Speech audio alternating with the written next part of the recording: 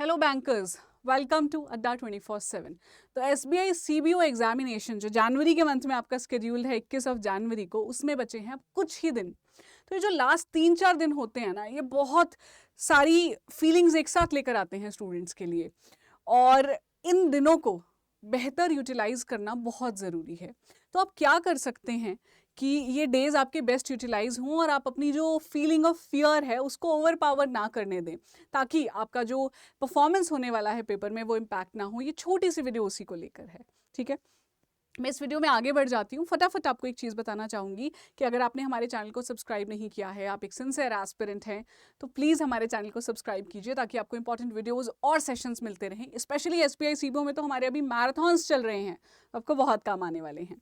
और हमारी mobile application आपके पास रहेगी, तो जो ऑफर्स दिख रहे हैं नीचे मैक्सिमम डिस्काउंट के, ये ऐप के थ्रू ही मिलेंगे और एक कूपन कोड का यूज़ करना होगा, ठीक है।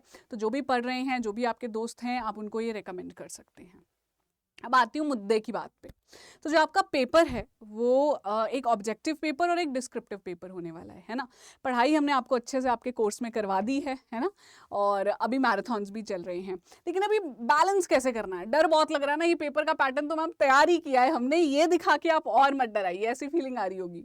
तो ये आखिरी कुछ दिन में ना fear, panic, pressure, competition, anxiety, number मेरे कितने आ रहे हैं ये देखते हो कि यार गलत हो गए, इतने क्वेश्चंस गलत हो गए मॉक टेस्ट में, ये नहीं आता था मैराथन में, ये सब चल रहा होता है आपके मन में, है ना।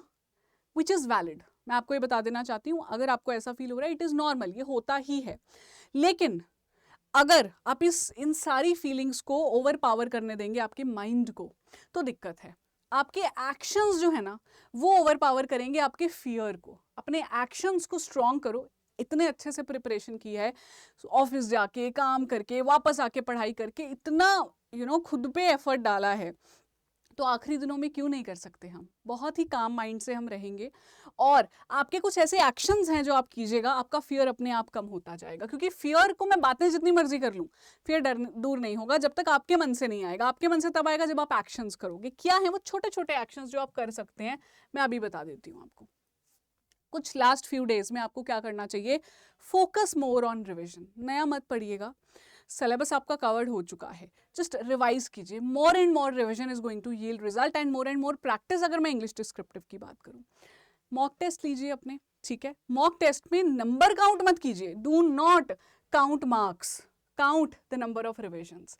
मेरे कितने नंबर आए कोई फर्क नहीं पड़ता, मैंने कितनी बार उसको दोबारा पढ़ा कि मेरे को रट जाए, वो मैटर करता है। बिकॉज अल्टीमेटली आपका जो स्कोर है वो पेपर में मैटर करने वाला है। तो प्लीज मॉक टेस्ट लीजिए ज़्यादा से ज़्यादा, और मॉक टेस्ट को सोर्स लीजिए रिवीजन की तरह।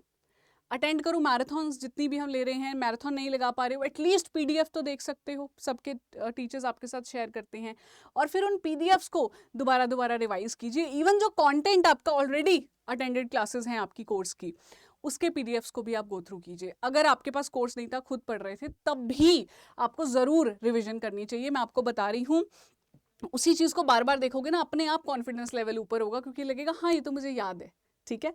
तो please do not let the pressure build on you, just focus on your action and remain काम। काम कैसे रह सकते हो, ज़्यादा नहीं स्ट्रेस लेना। ये सोचो मैंने अपनी मेहनत की है, अब जो ये दिन है 3-4 दिन पेपर से पहले वाले, और वो जो पेपर में बैठा हुआ समय होगा मेरा, वो मुझसे कोई नहीं छीन सकता, वो मेरा है।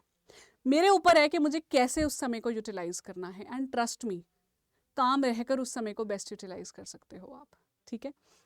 तो keep calm, do your best. बाकी सब वैसे भी हमारे हाथ में नहीं होता, अपना एफर्ट होता है, वो डालिए, and that shall be it, ठीक है। I wish you all the very best.